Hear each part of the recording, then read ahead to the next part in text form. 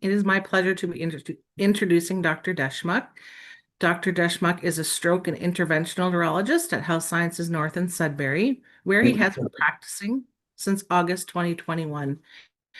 He also holds an appointment as an assistant professor at the Northern Ontario School of Medicine.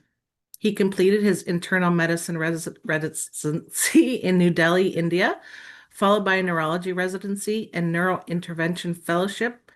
Dr. Deshmukh further pursued a neurointervention research fellowship in Austria.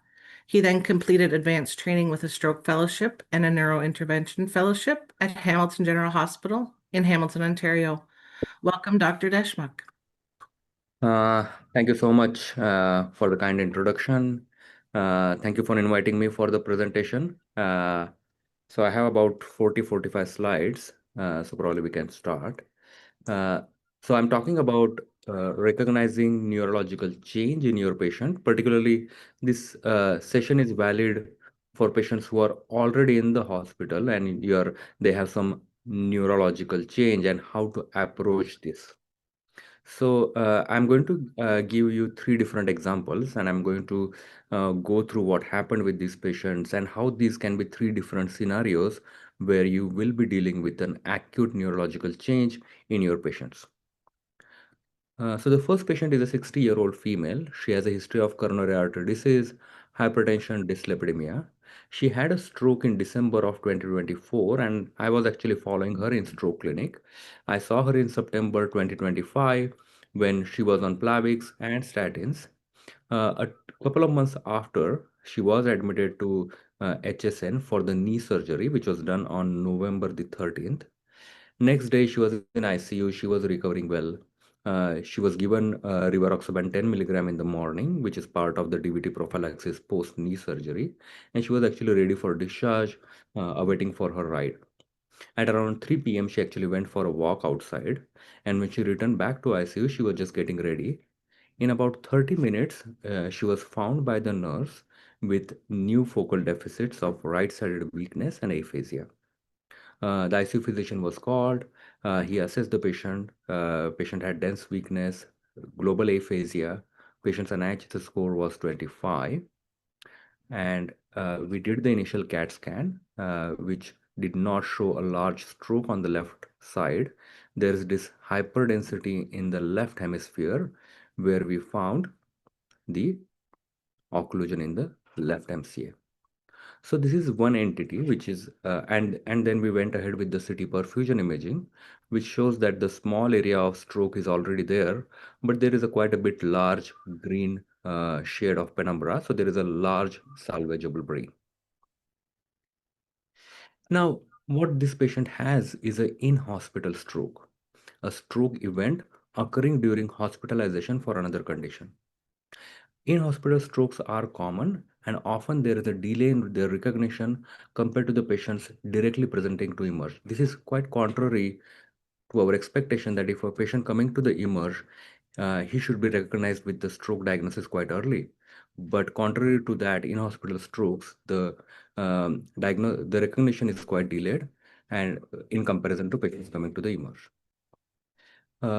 The next point is nurses are often the first to detect the change in comparison to patients coming to the emerge. And there was one old study where they looked at physicians versus nurses, and they found that nurses were actually much earlier to diagnose or found patients with these new neurological deficits. The early recognition of in-hospital stroke can improve access to TNK and access to EVT. If you are in a facility which does not offer acute stroke treatment, early recognition would lead to early transfer to a stroke capable center. Some of this data is again old, but you can clearly see that in-hospital strokes are often more severe. There is often a delay between the recognition to neuroimaging, so people were slow to act.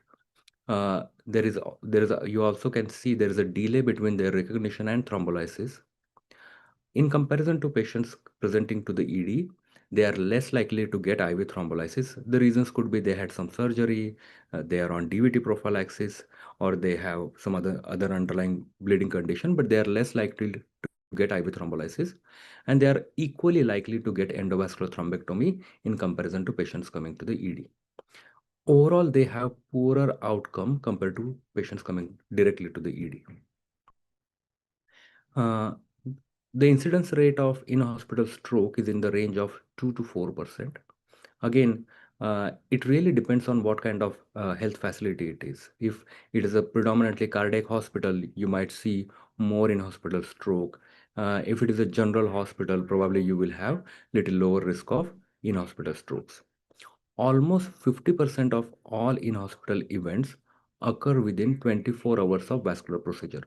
So post TAVI surgery, post coronary procedures, post carotid endarterectomy, post CABG, post some kind of neurovascular intervention.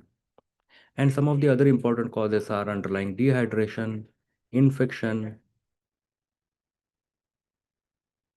patients with underlying malignancy, or patient may, with underlying unstable blood pressure, maybe hypertension or hypertensive urgency.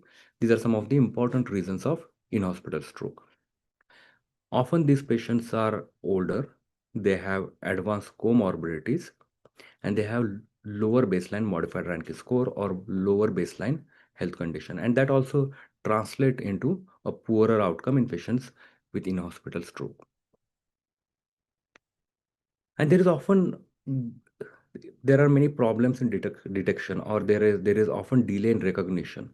Sometimes they are post-operative, so they are just coming out of general anesthesia, or they are still sedated, or there is a pain, which sometimes a patient has a pain and maybe that's why not he's not moving his right arm or not moving his right leg.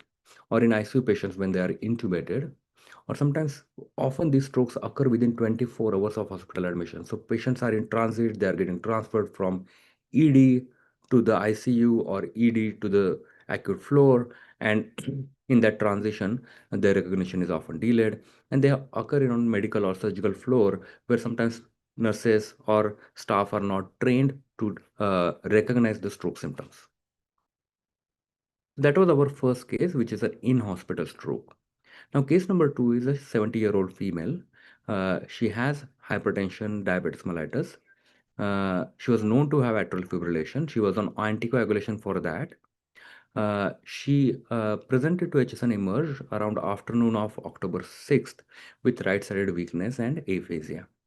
Her NHS score was 12.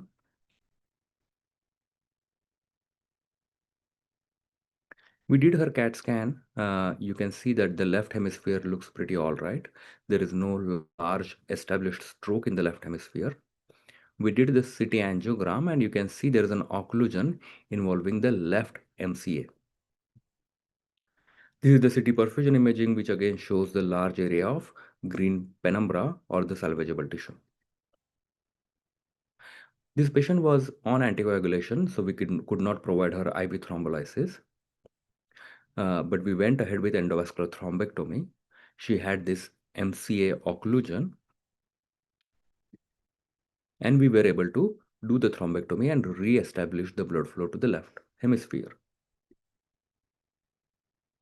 The patient did very well. She was admitted to ICU and then she was transferred to the stroke floor. She was doing really, really well actually. So we were thinking whether she does even need IRU or she can be discharged. Unfortunately, on post-op day 5, she developed shortness of breath.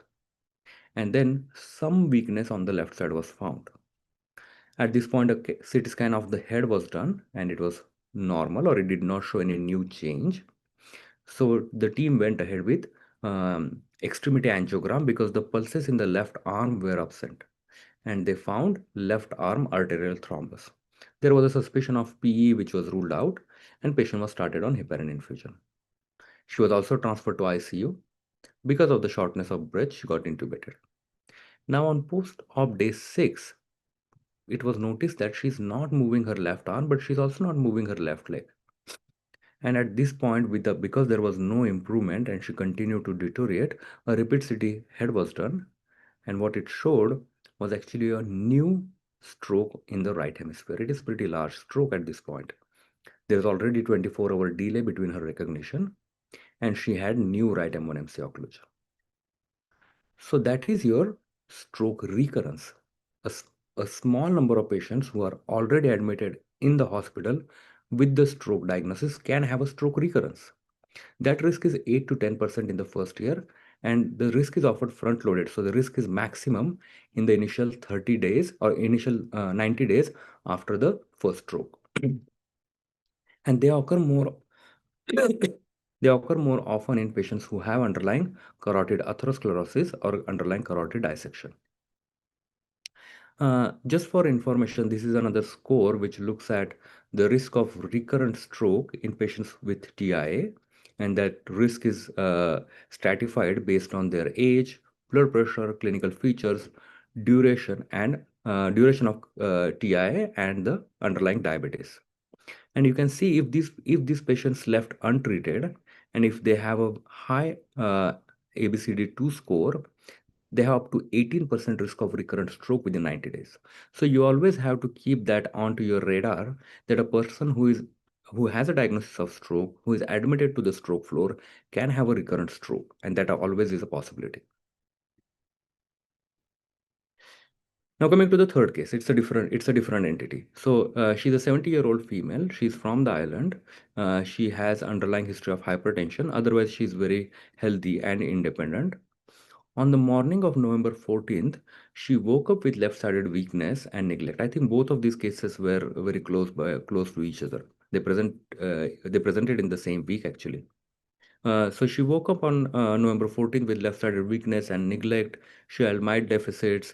She went to the Mindemoya Emerge. There was some, by the time she came to HSN Emerge, it was past 5 p.m. Somehow I was in the Emerge, so I ended up seeing her. She had mild deficits and IHS score was 5. Her blood pressure was 180 by 100 millimeter of mercury, so she was quite hypertensive. We did her CAT scan. It looked pretty all right in the right hemisphere. Maybe there's a small stroke here, but that's it. We did a CT angiogram, and what it showed that the right ICA, so this is the left internal carotid artery. There should have been one right internal carotid artery which is completely occluded.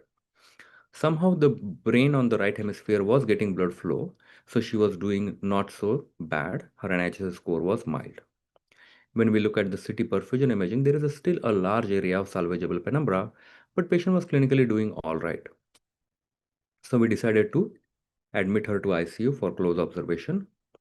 We could not give her IV thrombolysis. We loaded her with aspirin and Plavix. We allowed permissive hypertension to improve the perfusion to the brain. We avoided mobilization. We gave her some IV hydration. She remained well over the night, but next day morning at around 10 a.m., she deteriorated further, and now her NIHS score is 12. So that is your third entity, which is a early neurological deterioration after the acute ischemic stroke. And this occurs in up to 12 to 15% of the patients overall. This is probably the most concerning of the three different types you will be dealing with. The highest risk is in the first 48 to 72 hours. That's why we do close neuromonitoring in the initial 48 hours after the stroke. The risk varies depending on the stroke severity. So severe stroke are more likely to deteriorate even further. The presence of large vessel occlusion in our there was IC occlusion. So those patients are even at a higher risk of clinical deterioration, and the risk can go up to 40%. Underlying stroke subtype, large artery atherosclerosis is more likely to develop this kind of early neurological deterioration, and there are some risk factors: old age, female sex, diabetes, history of CHF, and underlying acute infection. So if you are on medical or surgical floor, ICU, PACU, your patient is admitted with some surgical procedure or some medical condition, and when they have a stroke in the hospital, it is called as in-hospital stroke. Or if the patient is on the stroke unit with the diagnosis of stroke, they can have early neurological deterioration or they can have a recurrent ischemic stroke. So these are the three different entities you would be dealing with when you are on the when you are dealing with inpatient strokes. Now, how to diagnose somebody with the acute ischemic stroke or clinical deterioration of neurological symptoms?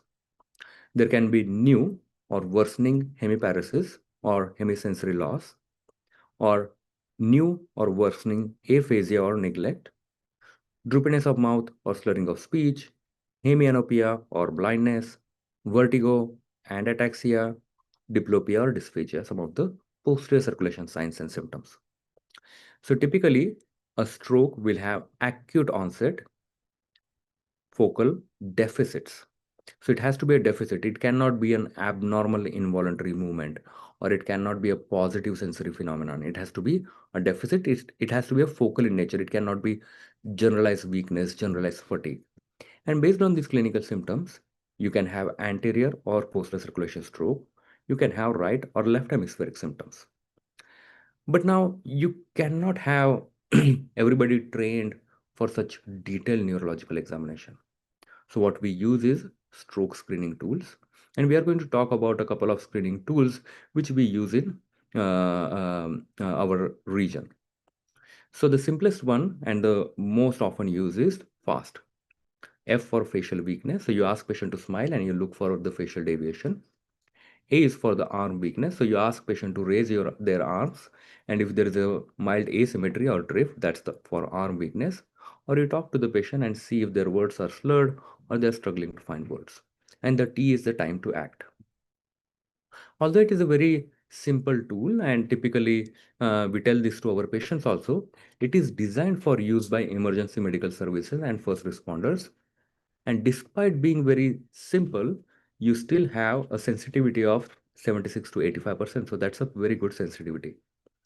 Just the way the tool is, it misses a proportion of minor strokes or TIA. If patient has a TIA, you're not going to have any residual deficits. You are not going to diagnose it by doing fast testing.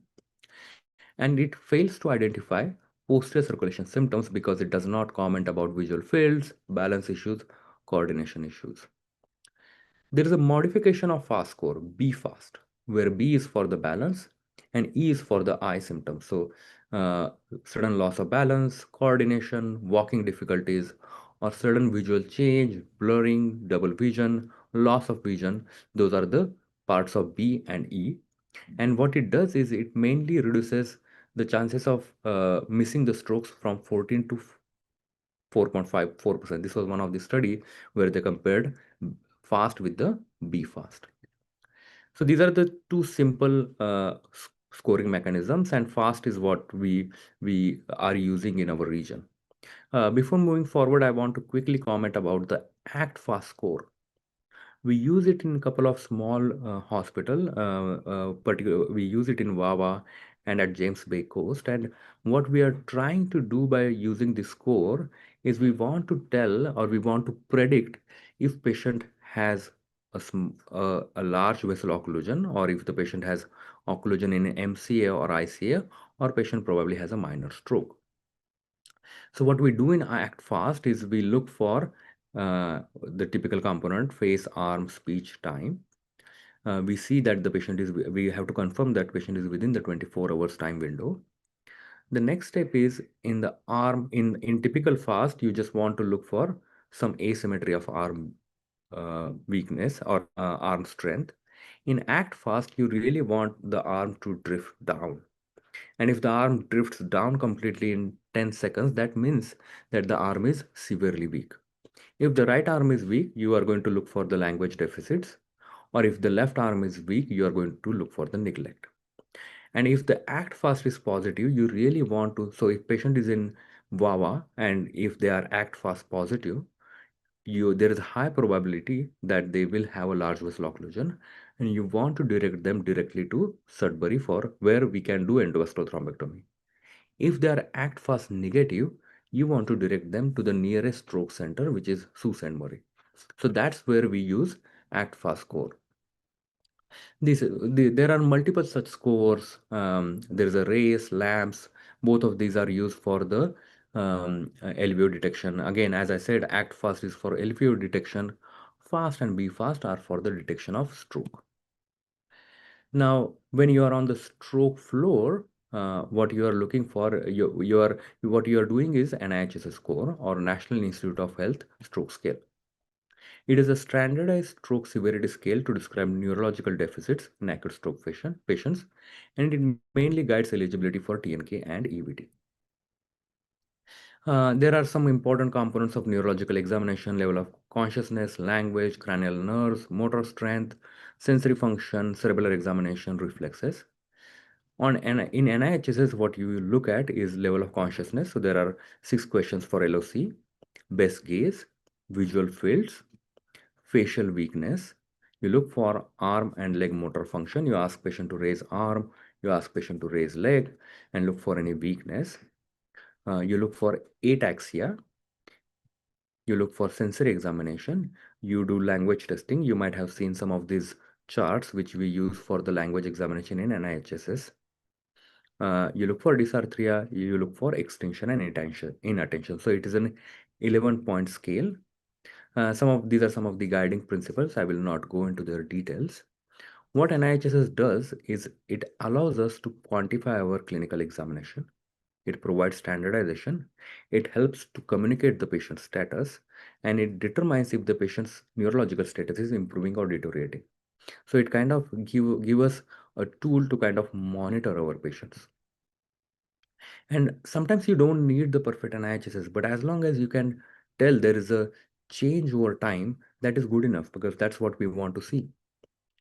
So what is the change in NIHSS score? There are two points which are used. First is the 2-point change in NIHSS score, and it is independently associated with increased risk of prolonged hospital stay, poorer functional outcome, and higher discharge NIHSS score. What I am usually looking for is a 4-point change in NIHSS score, which occurs less frequently than 2-point. It represents more severe worsening. It was used in major clinical trials to define presence of either symptomatic intracranial hemorrhage, or it was helped in deciding where there is a significant neurological deterioration. And then this 4-point scale was used for treatment protocols. Now, you are on the medical or surgical floor, you are doing the fast positive, or you are on the stroke floor, you're looking that there has been a change in an NIHSS score, and that is your trigger. That should trigger the next step, which is in-hospital stroke alert. Now, AHA has taken the in-hospital stroke as a significant entity, and they have published their own scientific statement in 2022.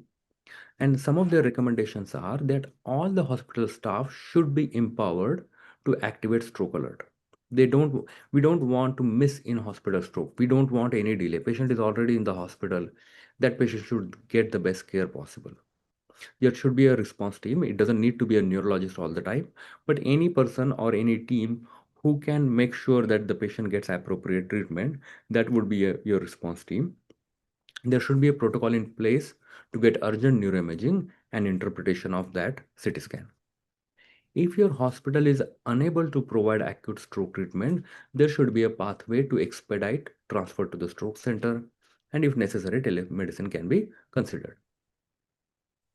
And this is the timeline which AHA expect us to achieve, and it is quite difficult. If you see that the response time to activate the stroke alert is 5 minutes. So once you see the neurological change, you did the fast, and within 5 minutes, you should be activating the stroke alert. Once it's activated, the response team has to respond within 10 minutes. Your target to achieve brain imaging is, or to start the brain imaging is less than 25 minutes. Less than 45 minutes, you should be able to get some kind of radiological interpretation either by the radiologist or by your team or the stroke neurologist available on call, or you can call the telemedicine, and within 60 minutes you should be able to initiate the IV thrombolysis if needed. If it is endovascular thrombectomy, within 75 minutes you should be able to start the process to get endovascular thrombectomy. Now, these were some of the recommendations by AHA. I'm going to go through a quick pathway we have at HSN.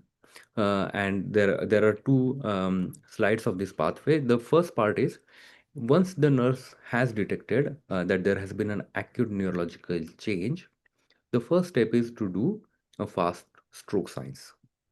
And the second step is to look at when was the patient last seen normal. You came at shift at 7 o'clock, you saw the patient, you see the clinical change. Your first step is go back and make sure this is a new clinical change.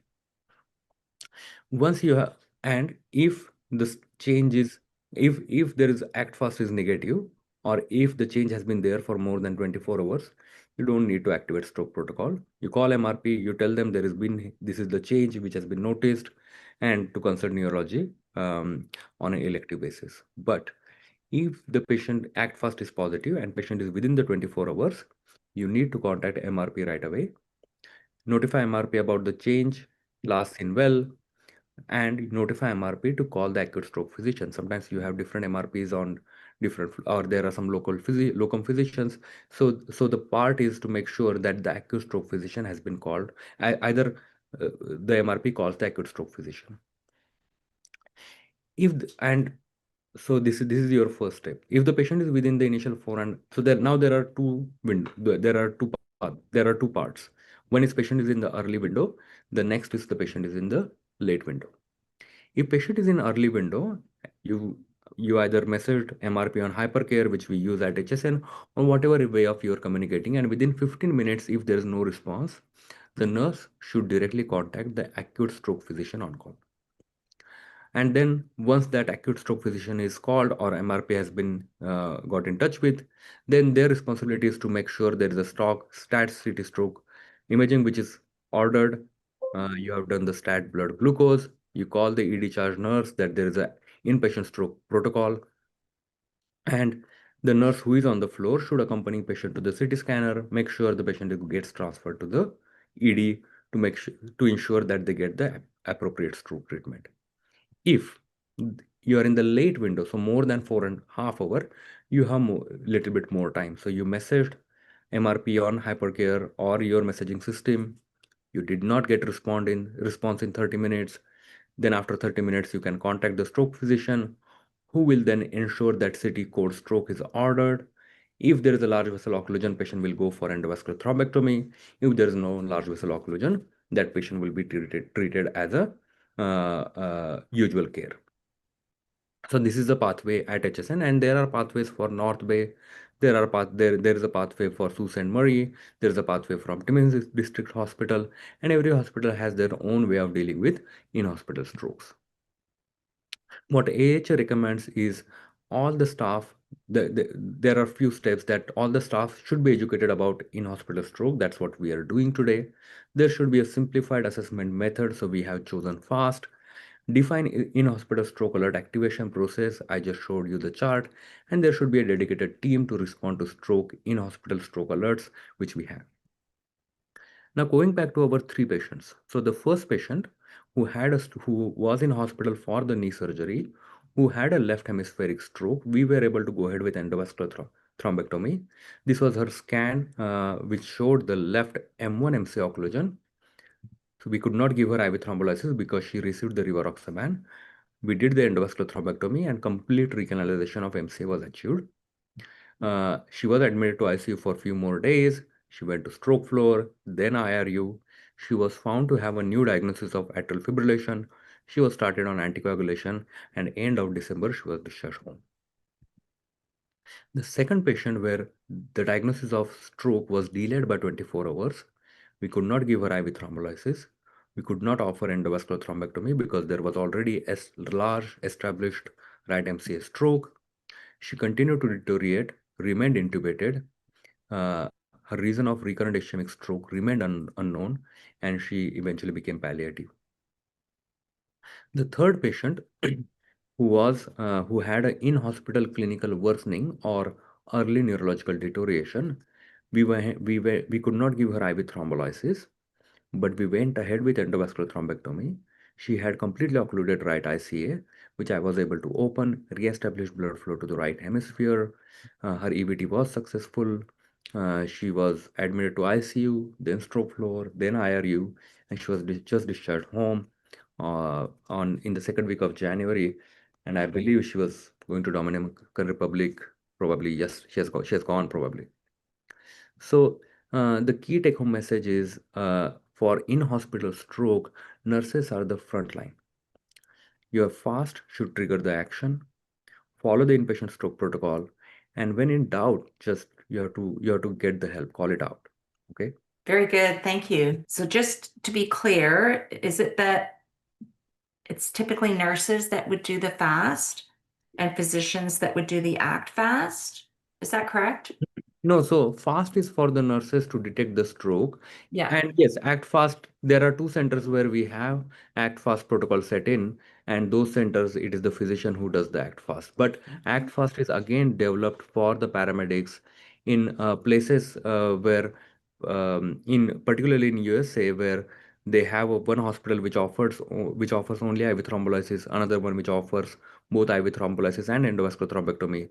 Sometimes paramedic staff can do act fast or race or lamb score to decide where to go, because it has a higher if you are act fast positive, you have a higher probability of large vessel occlusion, and then you want to go to the center which is EVT capable. Okay. Perfect. Thank you. So to answer your question, yes, fast by the nurses, and the act fast is typically done by the physicians where we have act fast protocol setting. Correct. And then who does the NIH NIH is experience? on the stroke floor. It is done, so typically at the time of admission it is done by the physician, and then on the stroke floor the nurses do the NIHS score on the stroke floor. Okay, perfect. Thank you. Okay, that's all the time we have. Thank you again, Dr. Avi. We really appreciate that you were able to come in today and share your knowledge with us. No problem, thank you.